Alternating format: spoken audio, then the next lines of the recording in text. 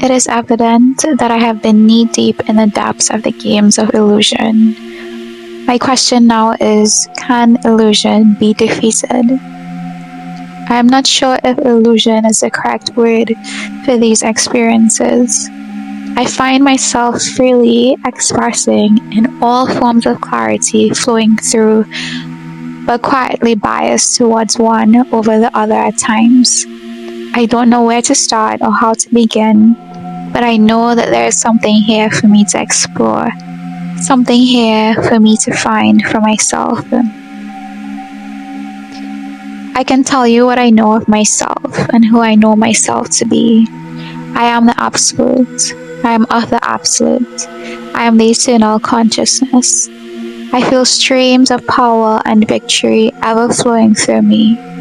I feel a stamp of the Absolute's invincibility etched inside of my heart. I feel the pure and raw magic of the Absolute alive and flowing through me. I feel myself at the forefront of it all, creating it, managing it, where I feel myself experiencing the absolute nature of the Absolute. I can feel the life of my words. I can feel the raw powers that my word exudes. Clarity relentlessly befalls me again and again and again and again. It is of me and I am of it. I live within the eternal consciousness, and of this I am absolute. I live within the eternal consciousness, and of this I am absolute. But here I am asking the question, can illusion ever be defeated? I am constantly experiencing contradictions. I clearly know one to be of who I am, and the other to simply not be true, and yet it persists. And in its persistence, I battled it again and again and again, but it continued, and I thought it to be a losing battle, so I allowed it to be, knowing that one was of me and the other was simply not true. Now it feels like it is much more than that perhaps it carries a great weight of complexity, or rather I am simply new here and all this clarity is new to me. It is new to me, and yet in each moment that it reveals itself, it is quite familiar, beyond familiar, it feels warm. It hurts my heart a great deal to feel what I've been feeling and to even find familiarity and warmth in it. But perhaps with a greater depth of understanding granted unto me by grace herself, my heart can hurt a little less. I feel a terrible heaviness, like humanity is just dragging itself along in complete and utter darkness of itself. It is interesting because it feels neither good nor bad, but something that I can sense, something that I can feel, something that just is. It feels like this huge monster just walking around in complete and utter disconnect with itself. I sense that it has resigned itself to this disconnect. I'm not quite sure why I feel this, why this is part of my story, but it is. And I know that when I express what I feel, a great deal of clarity comes to life, and I know the pure power of the consciousness of such clarity. The illusion has lived within me and still does, but I know who I am. I'm the eternal consciousness, I'm the Absolute, and I'm of the Absolute. My question remains, can the illusion be defeated? And should it be defeated? Can my personal illusion be defeated? See, today the illusion felt like something that is ever appearing as stability, even bargaining with you, that you can have some of the illusion and some of the Absolute. It is ever appearing as stability, but it has this contrast of instability within it. The illusion has a set image, a set identity of who you are, and bargains with you still, that you can go off and be who you are, but you are set within this identity, this image of who you are. The more I experience the Absolute of who I am, the more the set identity and the set image becomes very unsettled. It does not seem so concrete, so linear anymore.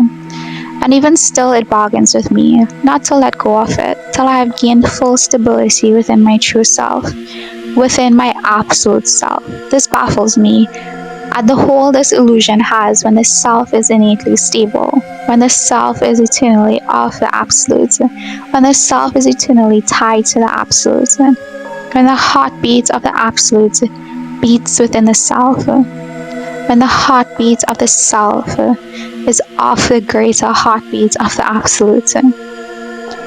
Sometimes the illusions are innumerable, surmounting into insidious doubts. I find myself in those moments reaching for all the confirmations that life can give me, living off of these confirmations. It is quite the contrast to experience the absolute nature of myself and then quietly feel the onslaught of these insidious doubts. I live off these confirmations knowing still that I am just saving myself from these doubts, but I'm not quite where I belong. And so I ask the question again, can illusion be defeated? Can the eternal consciousness live and thrive purely as is in this life? Sometimes it feels to be a lifelong commitment. Every day remembering and choosing my path, choosing myself. It is where I am whole, and without it I am missing. The sanctuary of my eternal consciousness is a pure emptiness, and yet it has everything, a pureness of everything. Sometimes the illusion whispers to me that to stay grounded, to live my life, I have to hold on to it, otherwise I will be forgotten.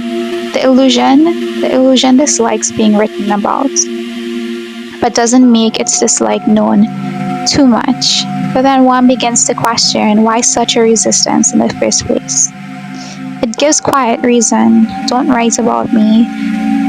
It'll be pointlessly endless and too much time wasted. It makes you feel that venturing to write about it leads you down a rabbit hole of no return or no end in sight. But I know this to be false. And yet I cannot shake the feeling that illusion entered into my consciousness to come home to itself. For the source of illusion is the absolute itself. Illusion has caused conflict and fury in my heart, and yet as I feel us nearing each other, coming closer and closer towards each other, I cannot help but feel a softness, a tenderness towards each other. Illusion wanting me to remove its mask so that it may see, because it wants to see. For why else would illusion itself venture into the realm of the eternal consciousness of this one? The very illusion that somehow created an experience that I was by myself, not off self, that I was alone, not off my soul and off my absolute. This illusion was now barely holding itself together, bursting at its seams to see what is underneath it all. For the absolute is fond of illusion and cares deeply for it, that it may see itself in its pure truth. The absolute would place its hands gently upon the face of illusion and remove its mask, not to be blinded by brilliance, but to be nurtured in the warmth of its hands. Underneath the fight of illusion wanted to go home. Illusion wanted to be stripped of all its heavy, tired, dirty layers and come home. Illusion stood in its familiar darkness, longing to be found, and even so, illusion was always in the house of the absolute. Illusion was always pure and light. Illusion felt lost, but it was never lost from the absolute. It was never lost from the absolute. See, sometimes you've been away from home for so long that your heart completely forgets its warmth. Even the memories fade away. Sometimes you've strayed so far away from home that you give up on going back or trying to find it again. You're lost and not sure what it is that you're trying to find anymore. There was a time that you fought, and thereafter a time that you gave up the fight, and even the memories of giving up fade away and you don't remember having anything to fight for. But then something comes along, and at first you hear it, and the sound itself is quite faint. You can feel yourself being drawn towards it, perhaps out of an initial curiosity. You find yourself taking quick glances at it every now and then, convinced that you have no vested interest in it, convinced that you have the upper hand in whatever this is, convinced that you are the one making all the moves towards whatever this is. But then somehow you end up smack dab in the hands of this thing, and it has you in its grip. You're in quiet shock now. That home, the dwelling of the absolute that houses you, your soul, has you in its grip. Home has come to you in all its raging and glorious power. In all its raging and glorious power, home has come to you, and rightfully so. For the deeper the forgetting, the greater the expanding of the illusion, ensuring that its existence is immune to doubt. The dwelling of the Absolute has descended to occupy its rightful place in the hearts of its souls. There will be no remembrance, there will be no battle with doubt, but there will be thine soul's dwelling, existing, living in the infinite heart of the Absolute.